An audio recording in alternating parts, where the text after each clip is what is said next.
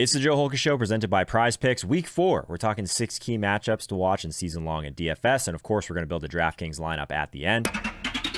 Obviously, a lot of people still want to play Tyreek Hill. They want to play Justin Jefferson. They want to play Keenan Allen now, especially. So maybe all of those guys just kind of pull from each other, and we don't have like a game where like Chase against the Titans typically would have like all this crazy, ownership. We'll see. Yep. But what you like about Jamar Chase and the adjustments, the calibrations that the Cincinnati offense has made around Joe Burrow's calf injury, or they dropped back to pass 50 times still in that game on Monday night with Joe Burrow being questionable coming into that game. But what they did, 98% shotgun. He threw just one pass the entire game where he turned his back to the defense. And what they've done is they want him to get rid of the ball quick because he obviously his movement's not good. But what they've done now is they've moved Jamar Chase into the slot. And what we love about the Bengals is this is now 3 years of consistency. They've done things with Jamar Chase to kind of get him value. Remember, there's a rookie year. Teams started to try to take away the deep ball from him, and they started changing his route tree. Last year, he had a full route tree, had the most targets per game of his career, and we've already seen some adjustments made to the front of this season. He's now been in the slot for 32% of his snaps, after rates of 20.6% and 14.3% to start his career. He already has 13 catches from the slot. He had just 25 and 16 over his first 2 years in the NFL. That's reduced his depth of target, obviously, but it's given him a lot more, efficiency opportunities, which we saw kind of play on Monday night when he had the 12 receptions. The Titans have been absolutely crushed by wide receivers. Obviously, this goes back to last year. Their wide receiver ones they have faced: Chris Olave, 8 for 112, no touchdowns, at least to him. Keenan Allen, 8 for 111, 2 touchdowns. Amari Cooper, 7 for 116 and 1, who was in the same slot last week. I promise we won't just pick the receiver that plays the Titans every week,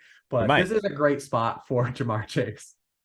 I love it, man. I love it. Yeah, it was nice to see him get back on track this week, and we'll see how popular they are. I feel like the Tennessee funnel offense to the passing game, or funnel defense, I should say, is definitely something that people have been talking about. But I like this one from a matchup perspective for sure. And this is the matchup show, so it makes sense to put this guy probably on the cover. We will see. There's a couple spicy ones later on that I'm debating putting on the cover, though. Nice. So we will get there. Probably not as spicy, but definitely in a good spot. Zach Moss.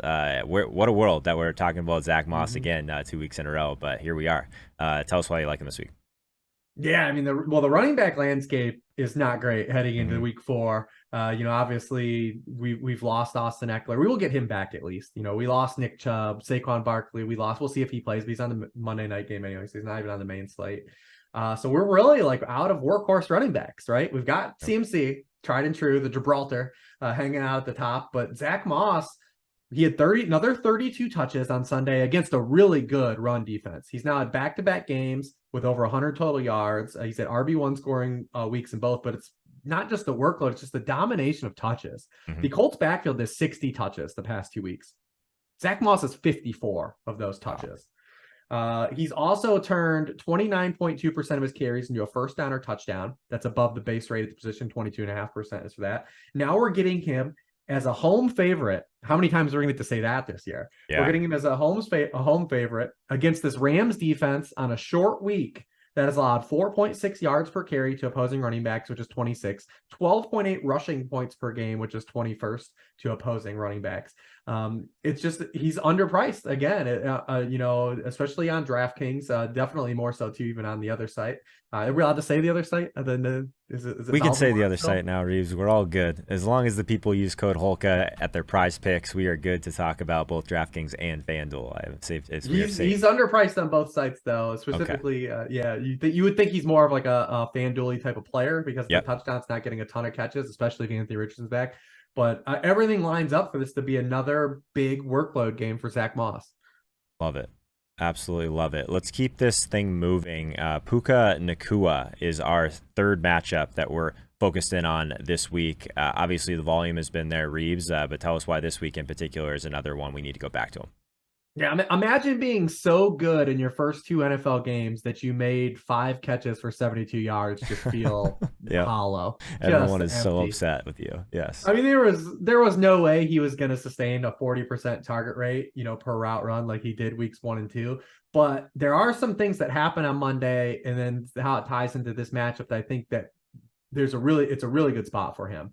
So the Bengals did something not a lot of teams have done so far early season against the Rams. They actually played man coverage on 38% of the passing plays against the Rams. It was the highest the Rams have seen this season. It was the 7th highest rate in week 3. Puka Nacua ran 16 routes against man coverage on Monday. He wasn't targeted on any of them.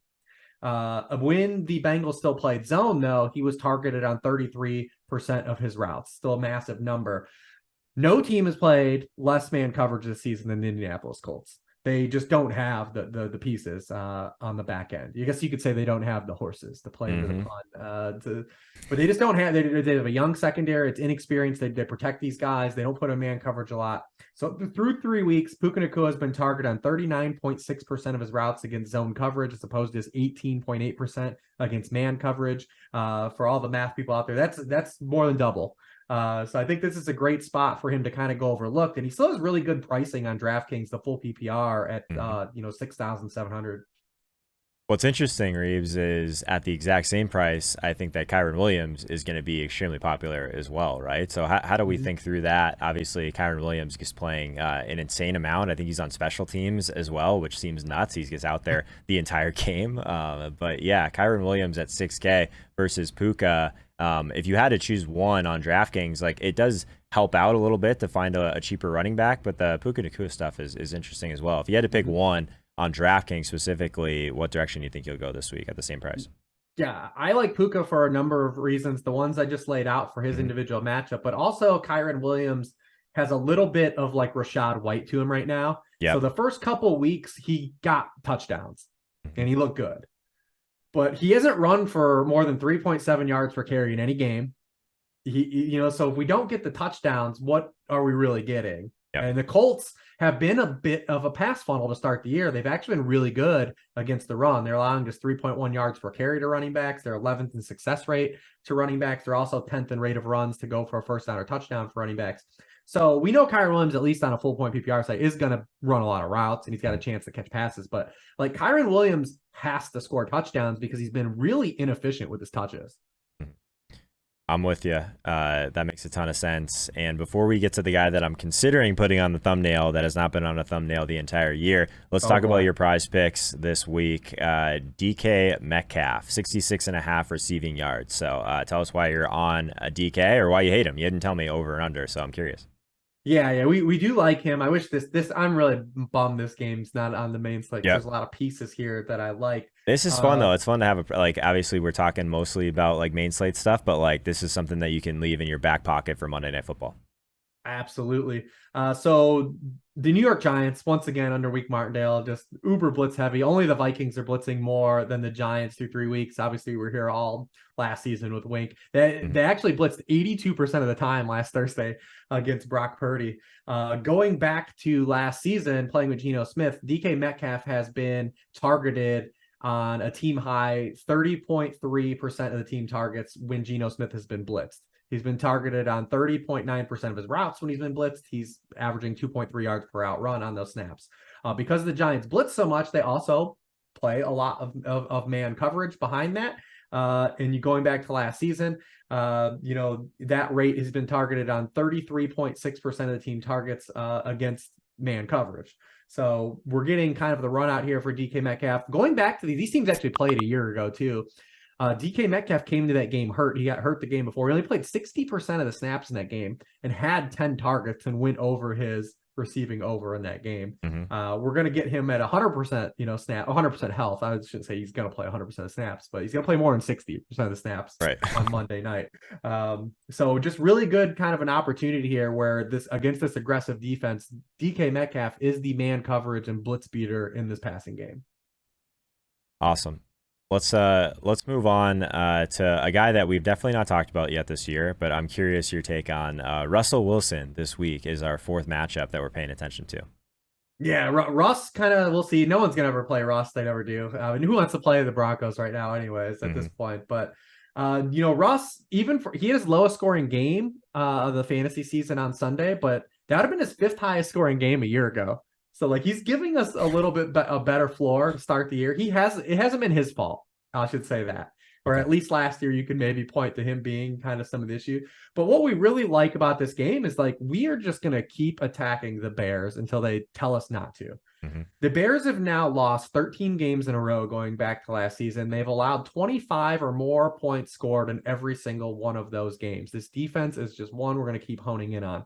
Yeah, sure, Patrick Mahomes got him last week, but let's look where the Bears started their season. Patrick Mm-hmm. Mahomes actually had the lowest yards per attempt of a quarterback to face the Bears so far this season.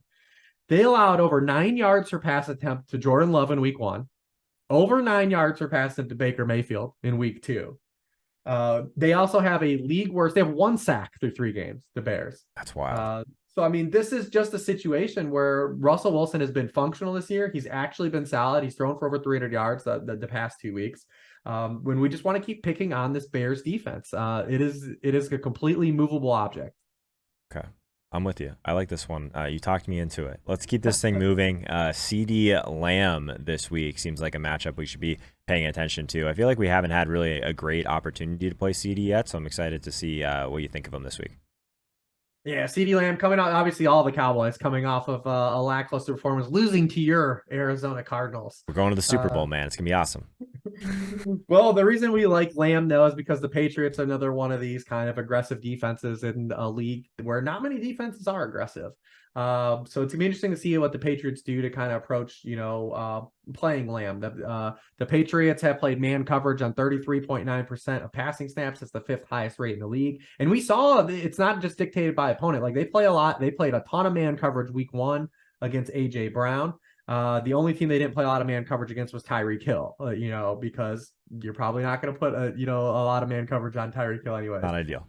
But Lamb has been he's absolutely eviscerated man coverage. And part of it is because he plays so much in the slot, but he's also a really good route runner anyways. This season, he's averaged 3.43 yards per out run against man coverage. He averaged 2.9 yards per out run against man coverage in 2022. He plays 71% of the snaps in the slot, so he's not even going to be on guys like Christian Gonzalez when when the Patriots go to man coverage. He still has been pretty good against zone as well. So even if the Patriots do kind of alter some things, he's averaging 2.6 yards per route run against zone. But we really care about is getting him in the man beating situations. So if the Patriots are going to stay aggressive, that's where we want to target CeeDee Lamb, kind of having this big bounce back game. We saw it a little bit in week 2, so we're just looking for a little more consistency. That's the opposite of what Jonathan Gannon's done with the Cardinals. Like the Cardinals are a completely passive defense. They're not blitzing, they're not rushing, they're not playing any man coverage, they're not doing any of those things. That's what Jonathan Gannon's MO is. So Bill Belichick's been a lot more aggressive. Let's see if he dials up some aggressive pressures in some situations where CeeDee Lamb gets some one-on-one situations. Love it. And then this is probably the best that we saved for last. We have the return of Adam Thielen, or at least it's in Carolina, but against his former team, the Vikings. Adam Thielen this week against his former team. What are your thoughts? Yeah, it's a bummer. We kind of wish Andy Dalton was going to play in this game kind of more than Bryce Young, but even Bryce Young is still targeted Andy Dalton at the highest rate. The Panthers also lost Jonathan Mingo. He's in concussion protocol. We've seen kind of like the last couple of years, like if you go into concussion protocol, you're almost probably not going to play at least the next week. Mm-hmm. But Thielen now has 9 and 14 targets the past 2 games, one with Bryce Young, one with Andy Dalton. But what we like about Adam Thielen in this matchup is not just the target volume and his price where he's at, it's that the Minnesota Vikings are blitzing at the league's highest rate, and they play zone coverage behind it. They do the opposite of what we talked about with Wink Martindale. Thielen has a team high 28% target share against the blitz. Also, Minnesota is 30th in points allowed per target to opposing wide receivers. They're 30th in catch rate allowed to opposing wide receivers. They're 20th in touchdown rate allowed to opposing wide receivers. So the blitz, kind of the the implied game script, because they are they're at home, but they are dogs against the Vikings. This is a game the Vikings are actually projected to win.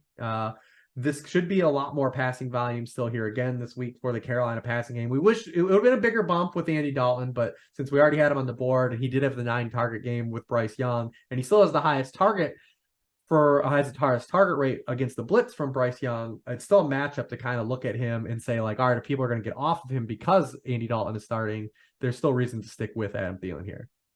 All right, before we build a lineup, just a quick heads up. This year, all my final DFS picks and season-long content is 100% free. It's where I'm live updating throughout the week, but you guys will have to get there from my free newsletter, the Touchdown Press. There's a link in the description for that. That's where the links are at each week, so you'll want to tap that first link in the description to get access to that. Also have a free DFS course / ebook that I worked on throughout the entire offseason, so make sure you guys check that out. It's called the DFS Masterclass. Reeves, what are we building today, my man? What are we thinking? I mean, listen, you can't come out here and tout Russell Wilson and not put him in the lineup. That was my first question. I just wanted to hear you say those words. Okay, we're doing it. We got We're Russell Wilson. Listen, we're conviction. We operate with conviction in these streets. I love it. I love it. Are we pairing Russ with someone? Anyone? I think we will Okay. pair him, and we're gonna do a little salary saving here, and we're gonna get pretty frisky. I think you can, if you want to pay up, you can still go to Cortland Sutton, but I think that off of eventually they just have to play Marvin Mims more than what he's playing, right? You would hope.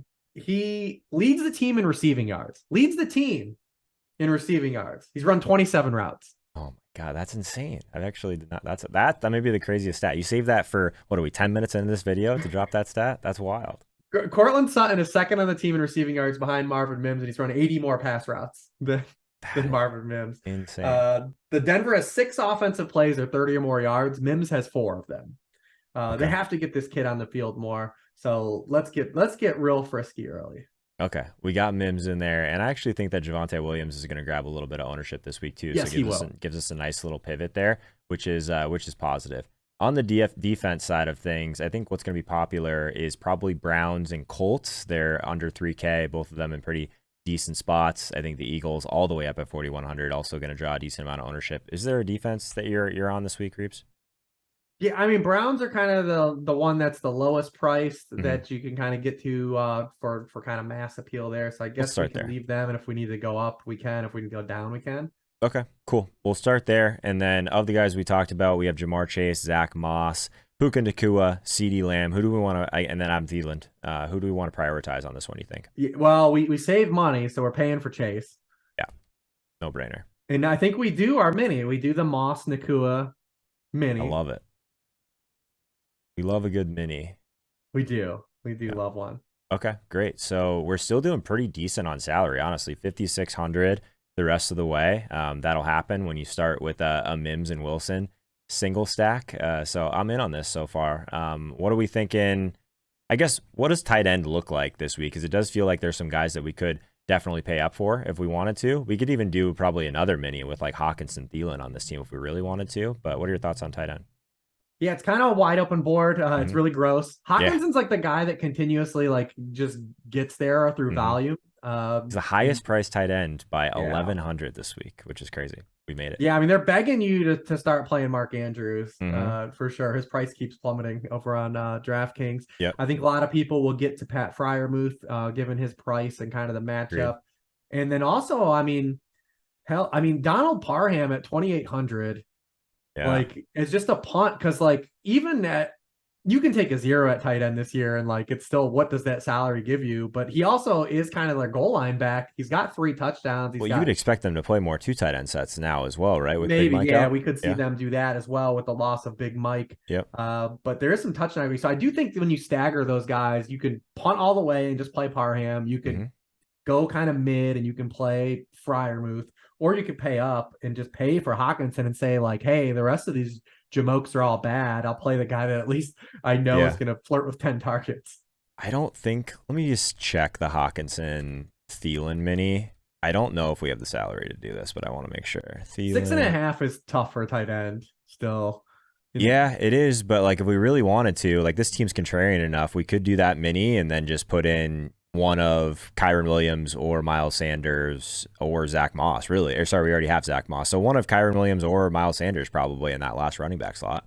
I mean, yeah, I don't mind doing anything. We could do CeeDee or even this team. Oh yeah, what happens with Keenan Allen? Let's tinker a little bit here. So if we get CeeDee in there, and we'll put Parham back in because I actually think CeeDee's our 4 o'clock flex guy too. That's true. That's true. That gets us all the way up to 6,700 if we wanted to pay up at running back a little bit. And people are going to play Keenan Allen, so he's kind of direct leverage on Keenan.